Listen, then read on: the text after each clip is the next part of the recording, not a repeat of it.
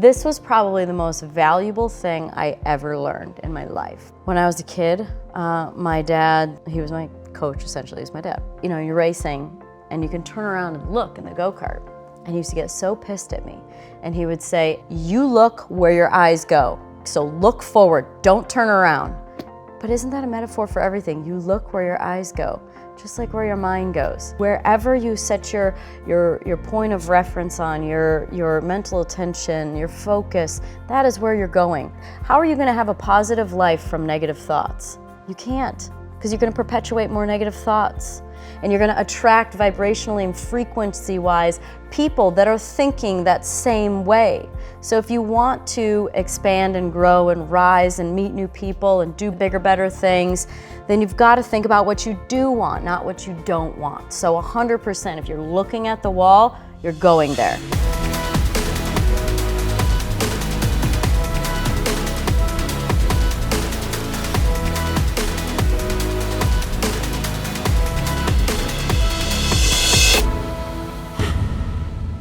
Hey everybody, welcome to Impact Theory. Today's guest is a record holder many times over and one of the most recognizable athletes on the planet.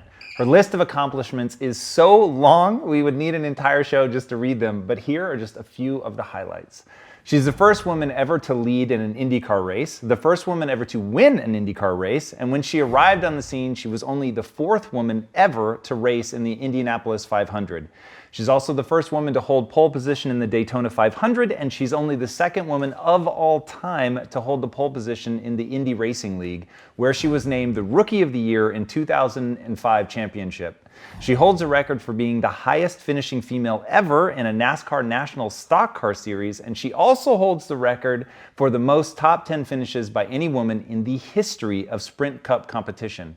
Her fourth place finish in the Indy 500 is also the highest ranking ever for a woman. She is tough and aggressive behind the wheel, and Paul Newman, an accomplished race car driver himself, said we will probably never see a female driver like her again. She was named the Female Athlete of the Year by United Sports Academy. She's graced the cover of Sports Illustrated and has proven with her book, Pretty Intense, that her fitness extends well beyond the racetrack. Recently retired from racing, she's launched two companies, Warrior Clothing and Somnium Vineyard in Deer Park, California, proving beyond a shadow of a doubt that she'll be thriving long after the sound of her final lap fades from memory. So please, help me in welcoming the most successful woman in the history of open wheel racing, Danica Patrick. Thank you. Thank you for coming on. Thank you. It's a mouthful. It is. Your list of accomplishments is pretty ridiculous.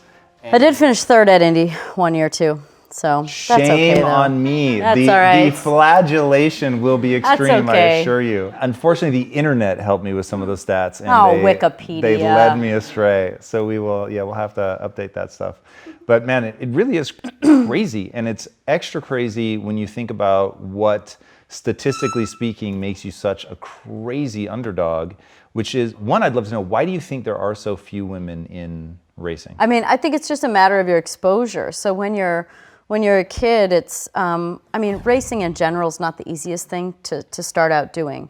Somebody has to know how to get you into a go-kart or get you into a, mini sprint or some kind of something with an engine, and that's expensive, it's complicated, you have to have technical expertise in some way, which my dad had.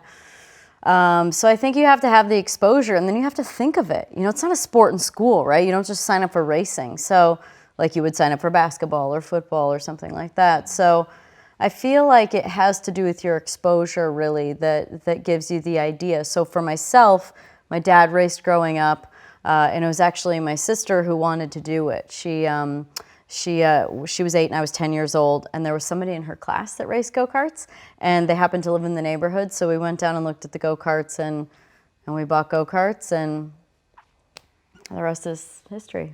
So what is it about you and your sister? Why didn't she continue to pursue it the way that you did? Because she got bumped around a lot. Yeah, she was getting driven over, and let's just face it, it wasn't her calling. I mean, I think that's, at the end of the day, you have to be really, really passionate about something and really want something or something about it that, pushes you when things get difficult. And I've always said that's kind of the difference between my success or me and some other people is that when it gets difficult, I try harder. That's of course going to happen. But when it gets difficult again, I try harder, and there's still some that'll keep doing it. But when it gets difficult again, I try harder. And maybe you're down to a few people. So there's not really a point in time that I didn't dig deeper and try harder. So yeah, she wasn't slow. She just she was getting driven over, and she just didn't really like it. What you just went through is like my fetish. So I want to understand what makes you the person that keeps going and going and going and digging deeper and figuring out like another gear to find when other people don't. Because I have that same thing, and oh my God, like once I set my sights on something, fucking forget it. Yeah. Literally, health be damned, it doesn't matter. Like if it is in my head that is something I want, then I will keep ratcheting up. And that's so intoxicating, and it makes my life so beautiful and so joyous, and I love it so much that, and I know not everybody wants it, but the people that do, like I want to show them how to like dig deep. So how doth thine dig deep? You got to dream, right? I mean, I'm sure that when you find something that you love to do, you think, how far could that go? And you have to do that, right? You have to set some goals for yourself. Number one, you want to find things that you're good at, right? So probably not going to be a basketball player, being 5'1.5". I get that half at 5'1". You know, you've got to find things that you're really good at and can thrive. But then beyond that, you have to dream into how far it can go. Because if you don't, or whether you think you can or you think you can't, you're right. So if you haven't even thought of an idea, you for sure can't, because you haven't even thought of it. And then, then it's a matter of time. Your book, pretty intense. You go into the mindset, which is a pretty cool way to open the book. I really like that. Talk to me about some of the key things that you've built into your mindset that you think have allowed you to win at such a high level. Well, I mean, you do have to believe in yourself. And I say that like hesitantly because of course I've lacked confidence from here and there. I think that that's human nature to have some doubt.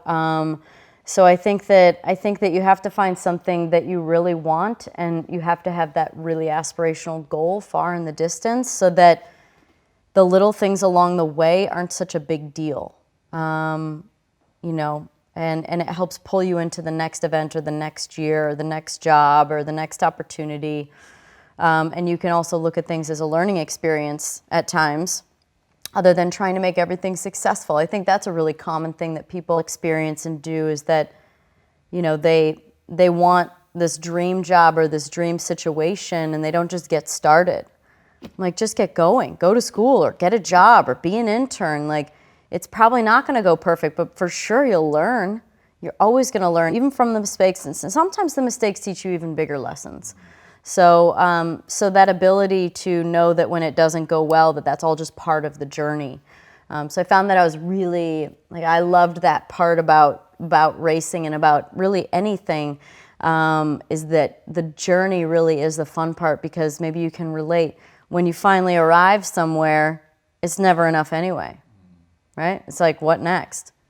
No question. Walk me through that moment. You're in a bar at like 14 or something, and this is going great. Right? But you'll know where I'm headed in a minute. I must have been in England. No, you haven't gotten to England yet. But you walk up to the British guy and you start asking him a bunch of questions about racing in England. You click something over in his mind. He extends you an invitation when you're ready to come to England. What I want to know about is the moment that you actually decide to go to England. You said you're not a daredevil, so it's not just the devil may care attitude, but that's really ballsy. You drop out of high school, move away from your family, go live on your own at 16. Like, the thought of who I was at 16, I would not have been ready for that. Are you courageous? Is that something that you cultivate in yourself? Did you just not think it through? Like, what was that moment? I mean, as far as like the courageous part real quick, like I find a lot of satisfaction in testing my limits. So it doesn't mean I'm not scared. Like, we were actually just talking about this earlier today about cutting my hair. And I'm like, I've never cut my hair in my entire life. And I just, even though that's small, like I just love to push my comfort zone just to know I can. I've also bungee jumped. It's not something I love. I don't enjoy it. It's not fun. I'm scared of heights. But I love to know that I can accomplish whatever it is that I need to or want to, no matter how big or scary it is. The ESPYs, hosting the ESPYs last year, oh my God, I was like, I'm not funny. Like, how am I gonna do this? But I said yes, because it scared me as much as it excited me. And I was like, gotta do it then. I mean, I think that, walking into that It was the story about the bar. I was 14-year-old at the Indianapolis Motor Speedway. I was in a Turn 2 suite, which was owned by a wealthy guy. And he was helping another driver, Lynn St. James, a female driver. And she was kind of walking me around and helping me out. So she sent me up there, and I sat down at the bar in the suite, ordered my kitty cocktail, and sat next to this British guy. And he was talking about racing, and he's telling me I could learn more in 1 year in England than 5 years over here. And I thought, well, that sounds smart.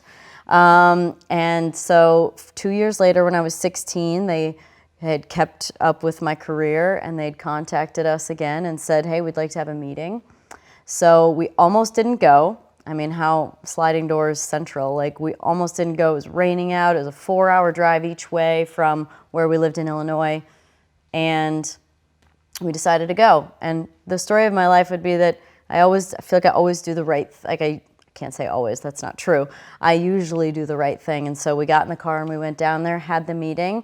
And then that fall, they had told me, we've been following you and we'd like to help you, become a race car driver, and we'd like to send you to England. So I went over and tested a car, went over for the winter and left school for a little while and did what they call a winter series race. And then dropped out of high school soon after, and when I was a junior. Not the greatest advocate for school. Yeah, no, I gotcha. You seem to have an inhuman ability to focus. One, just to be a good driver, it seems like you have to have an insane ability to focus. But two, with the amount of noise that must have been around you coming into it, to be able to shut that out and do your thing, is that something that you would chalk up as an innate ability, or is that something that you've worked on?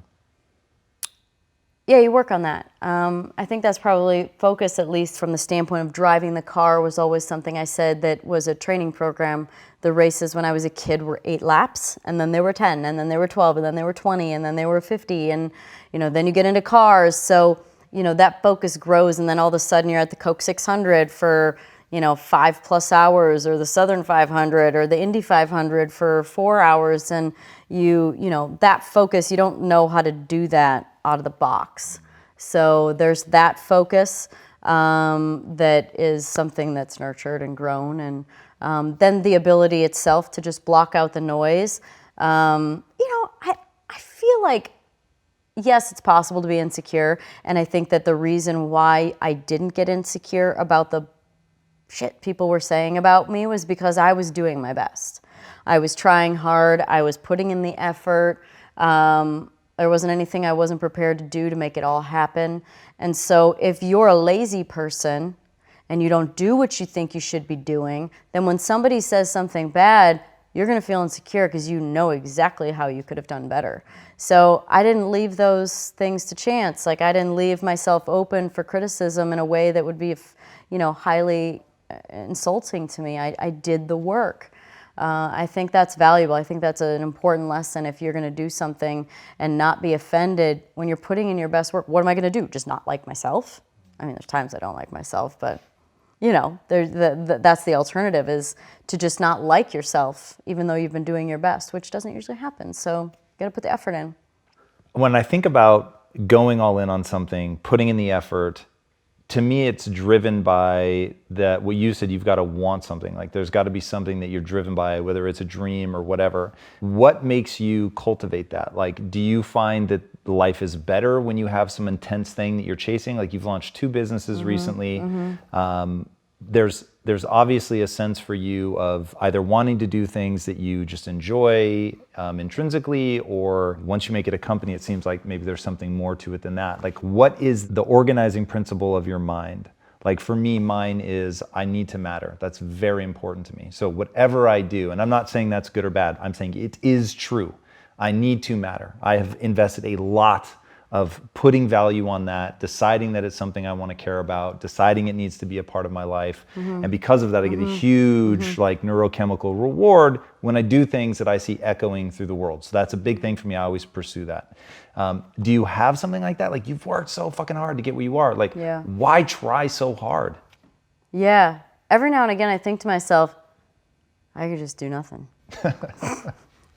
I'm sure you've thought the same Yeah, thing from time. 100%. I could just do nothing. In fact, people were asking me at the end of my career, they're like, oh, these companies that are launching, is this your backup plan? I'm like, that's cute, but I don't really need one. I mean, I'm just being honest. Like, I have been very fortunate in my career. I don't need a backup plan, but I tell you what, really every company I have is super organic, even racing. Like, it just happened. I was 10, you know? I surely wasn't funding it. So whether it was my wine company that started in 2009, Somnium, it means dream in Latin. And that's because I was just standing over a grassy knoll at Quintessa Vineyards in Napa, looking south to the fog pulling down back into San Francisco, drinking at 10 a.m. and thinking, God, I want something like this someday. And then it happened. That's literally what I thought. I want something like this someday. Bought the property, that was 2006. The first vintage, 14, was sold in 17. Long project. That's why I think a lot of winemakers are fairly older, a lot of proprietors, because they don't have the money to do it until they're older, because it's a long process. But that's Somnium, and it means dream. You know, the clothing line was just because I love being creative. I actually went into the company that was producing it and talked about making clothes for the racetrack. And they heard my passion for design and my interest in clothes and that whole world, the artistic side of me. And they never had a sketch of one single race t-shirt. It was all just clothes for everyday life. So they heard my interest loud and clear, that went way beyond just the racetrack. I mean, my book, Pretty Intense, was really just because I really attribute it to posting one yoga picture so many years ago on Instagram, and people loved it, and I posted more, and it like, if of everything that I do, it's really not actually the bulk of what I do, but people see that, they love it, it resonates, they're interested, it's aesthetically pretty, you know, and it gave me a reputation for being into fitness, and I'm like, God, I've always done this. I've worked out since I was 14 years old for racing. So that kind of started it all, and then there was someone who was interested in writing a health and fitness book, and I'm like, okay. The question was, do I want to write one? And I was like, yeah, I think I have finally something to say. You know, health and fitness and wellness and waking up and taking care of yourself and enjoying life is, you know, really what I stand for now. So that's a super long story of all my companies. But bottom line is they were all born from an idea or a passion. They were not like, I want to make money, let's do this. Now, it doesn't mean I haven't taken endorsements in the past that were about money, but it doesn't mean that I will start a company unless I truly believe in it and I am ready for it and I'm ready for the work, because of course it's the journey. It's not, I mean, I think that if you attach yourself to, I'm going to call it like a impure goal almost of making money or something like that, I think you're too short-sighted, and I think that I think you inherently block that actually. You make the wrong choices because you're thinking too short-term or too small. Do you have any rules to a journey that you're about to go on? Like, I don't want to think small, I'm going to think big. It has to be fun in the moment, or like, what are the guiding principles that you use? Intuition. I mean, it just has to feel right. There's been plenty of projects that I've been like theoretically interested in figuring out how to make into something. And nothing's felt right for a few different things. And I think you have to learn how to identify the flow of life, which I'm definitely learning as I'm one of those people that likes to force things to happen. Yes. Force them to happen, they're gonna. I'm with you. But here's the thing. Yes, you need to try harder and you need effort and you need to push at times. That's very important. But you have to learn that when you keep hitting a wall with something and, oh, this isn't right and this isn't working and this is, oh, that person's wrong and that's happening and, oh, now this, when you start to like bump up against a bunch of those things that just don't feel like it's flowing, and you kind of have to wake up and realize, maybe this isn't for me. And that's kind of actually what happened with my career even, was there was tons of things, starting with losing my primary sponsor, which was no problem I had ever had in the past, that started me to wake up to realize these other things, and then to notice, oh my gosh, I have all these other companies that need attention. That could be really fun. So you start finding evidence of how it's not the flow anymore. So, I didn't make a huge effort. I very much was I was really, really letting it flow when it came to a sponsorship situation in 2017 to move forward into 18. And when things just didn't flow right, I'm like, it's okay. Just got to let it go. So the way I describe my retirement is that I had to learn how to let go.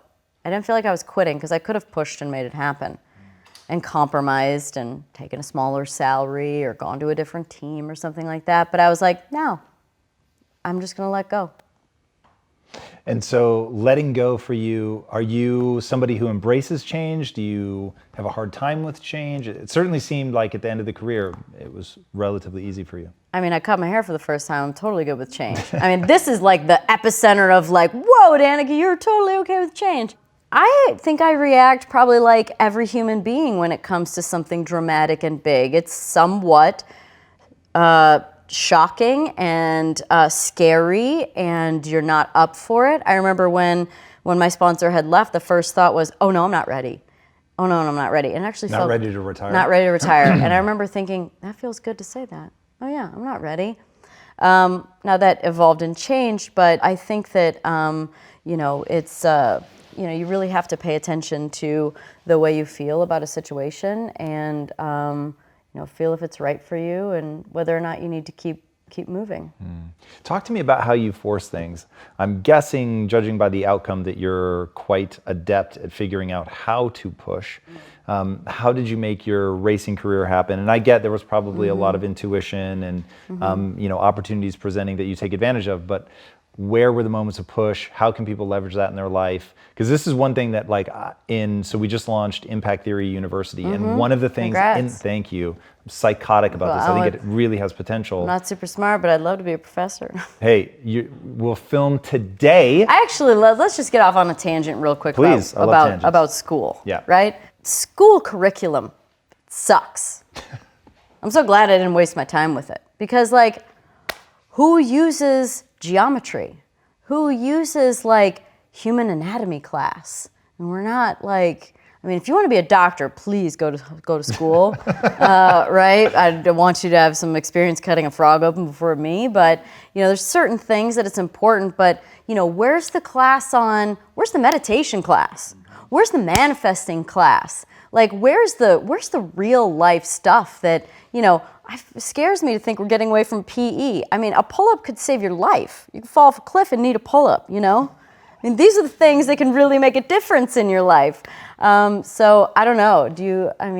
Now that you're starting out in university, yes. What are your thoughts on school? My thoughts are uber intense. And so I'll give you a snippet with the Well, I'm pretty the intense, so this falls right into the line. Nice. So my thing is, I think that humans can't change about 50% of what they do and are, and that's why I find you and your sister so fascinating. I'd be so curious to know how much of that was the 50% that's unchangeable, and how much is the 50% that is completely malleable. And the 50% that is completely malleable could change your life so radically. And there are universal principles of success. There are just certain ways that people should think. And one of them, my friend, dear professor of how to push, is the ability to get shit done. So the title of your biography was Danica Patrick Crosses the Line. Mm-hmm. Get over the fucking finish line. And I find so often people, to your point, they don't want anything. And so they don't put the energy to get something across the finish line. And that really fucks with me, because I think that that's born of the 50% that is changeable. So it's over here, you have wanting something. Yes, you have a belief system that you don't even realize you have. Yep. You don't realize you assimilated beliefs the entire time you were growing up. So somewhere along the line, you decided that you could do this shit. I mean, you literally said, if you think you can, you can. If you think you can't, you can't. Right. So one, you've cobbled together this really fucking interesting mindset, which you lay out in your book, so I know is real. Two, your life is a pretty clear reflection of this stuff. So my thing is since you know how to push, what is it? I know some of it's intuition. I'm going to rob you of that answer. Beyond intuition, okay. What is it? It's actually the hardest one, because you have to find a way to authentically, not just lip service, but authentically believe you can do it. which is hard because doubt is, I mean, how many times does our mind race about doubt, whether it's in work or relationship or anything, you know? How do you deal with it? Well, first you have to be passionate about something. And then you have to set the right goal, right? The goal of like, I want to make a difference. I believe I can make a difference. Or I want to make amazing wine. I believe I can do that. I know I can do that. But you have to, you've got to use some neuroplasticity shit and get that mind changed. You have to retrain your brain and put the right podcasts in front of you, the right TV shows, the right people around you, read the right books, write in your journal, write down what you want. I mean, how many times I look at how many times I've written down something I want and I'm like, oh my God, I got it. You know, it's scary. So I think that there's some magic in there, but it's really about retraining your brain to believe something is possible. So I think that you can fake it till you believe it. But there has to be a way where you authentically believe you can do it. Do you have an example? So the fake it till you make it thing is something really, really interesting to me. And I think that people get misled by the words. They hear fake and they think, oh, this is never going to work. But it's a fundamental misunderstanding of the way the human mind works. And so the fact that you brought up brain plasticity is extraordinary. Your brain can't tell the difference between a truth and a lie, essentially.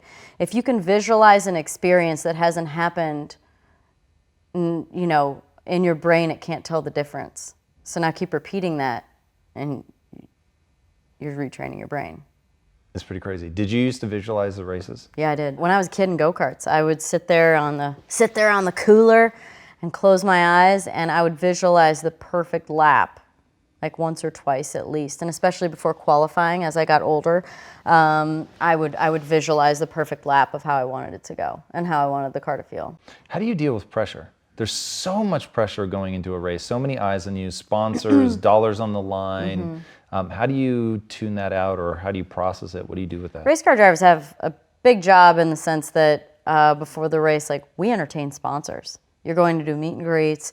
You're standing at the car getting photos before the race starts. So, you really have to be able to compartmentalize that and then the job and be able to flip the switch back and forth between like, hey, how you doing? Nice to meet you. Good. You want to get a picture? Cool. All right. Hi, how are you? Oh, are you good? Okay, cool.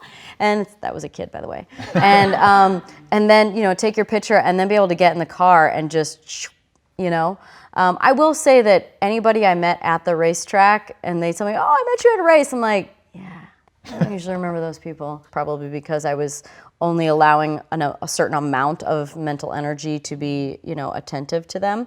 You have to flip the switch back and forth for sure a lot. Do you have a ritual for that? How do you actually flip the switch? You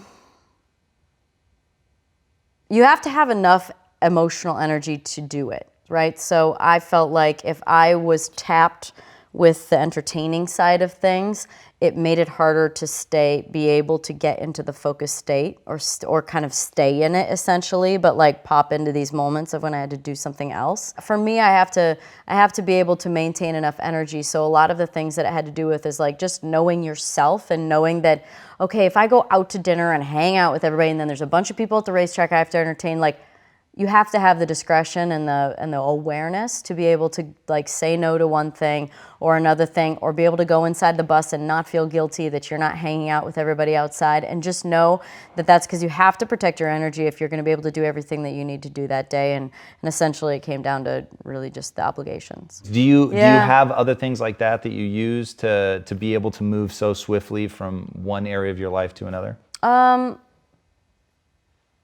I'm not a big fan of like 911 fire drill kind of stuff, so I like to get in the mindset, right? So I like to know what I need, what I have to do, which is hard to flow because, you're like, oh, this is what's going to happen. This is my story on expectation levels. I have this saying for myself that expectations are a mother, you-know-what, because when they're not met, you're disappointed. But I do feel like it helps me to get into a mindset or a mental space when I set my mind on something. Another example would be like, even from a broader spectrum mind situation would be when I finished racing, I wasn't like when I was racing, I was scared of what was going on, but go to the Indy 500 this year, and I was part of the broadcast, and people had asked about the fear part, and I was much more aware of it then, because I know how hard it was. I know how fast we were going, and I'm watching everybody do it, and I'm like, God, I was brave. not brave Danica there, but it wasn't something I allowed into my mental space. So there's certain situations I think that you have going on where you're just not allowed to think about it, right? If you've got a huge week and you're really busy, you wrap your head around that, right? Just like I had to wrap my head around everything but the fact that it was super dangerous. So I don't know. How do you shut off to that? I think you kind of get allowed this is one to of those think things. Certain things. If you want to talk about a course that you could charge a lot of money for, it would be how to, when somebody tells you don't think about a pink elephant, to actually not think about the pink elephant. Because as you're going towards a race, your mind wants to throw up all the fear, all the danger, all of that. And if that's the one thing you can't think of, in fact, here's the example that I use, and this is perfect. You can tell me if this is actually true. I always tell people, if you were going to be a race car driver, they tell you not to look at the wall because you're going to end up crashing into it specifically because you're looking at it. Do they actually tell you that? Do you avoid looking at the wall? When I was a kid, my dad, he was my coach, essentially. He's my dad. Of course he's my coach. He still tries to be my coach for anything. But, you know, you're racing and you can turn around and look in the go-kart. And he used to get so pissed at me. And he would say, and I actually used, this was probably the most valuable thing I ever learned in my life, because it was it was a metaphor for everything. And he said, you look where your eyes go. And I was like, and he's like, so look forward, don't turn around. And I was like, okay. But isn't that a metaphor for everything? You look where your eyes go, just like where your mind goes. You wherever you set your point of reference on, your mental attention, your focus, that is where you're going. How are you going to have a positive life from negative thoughts? You can't, because you're going to perpetuate more negative thoughts. And you're going to attract vibrationally and frequency-wise people that are thinking that same way. So if you want to expand and grow and rise and meet new people and do better, bigger, better things, then you've got to think about what you do want, not what you don't want. So 100%, if you're looking at the wall, you're going there. Yeah, that makes all the sense in the world to me. So you're on the cooler, eyes are closed, you're imagining the track, and whatever the future version of that is. What is the thing that you're putting your energy into to make sure that you don't have the extra focus to let the fear in? Is it truly just a visualization of the way that the laps go, the way the car feels? Is there something else? And how can people apply that to whatever they do, which probably isn't race car driving? But I think it applies to everything, you know, like the putting your focus on what it is that you do want. So obviously I don't race anymore, but you know, for me, many mornings I wake up, and it's because I wake up really early and I'm drinking my coffee by myself.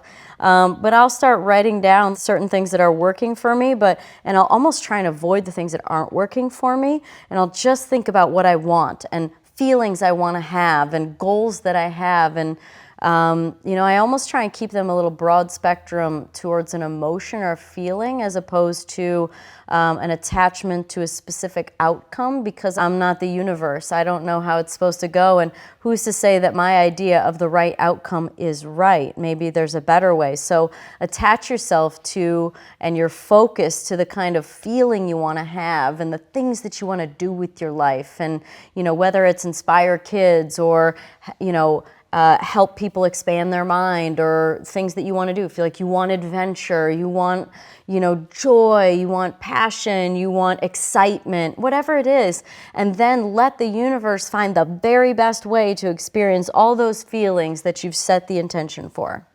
So it sounds like you journal quite a bit. How long have you been doing that?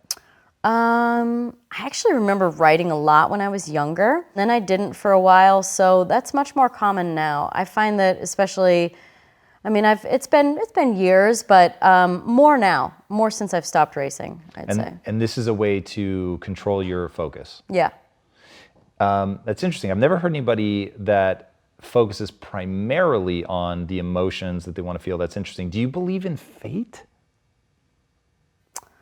Such an interesting topic. I mean, fate would assume that it's predestined. Yes.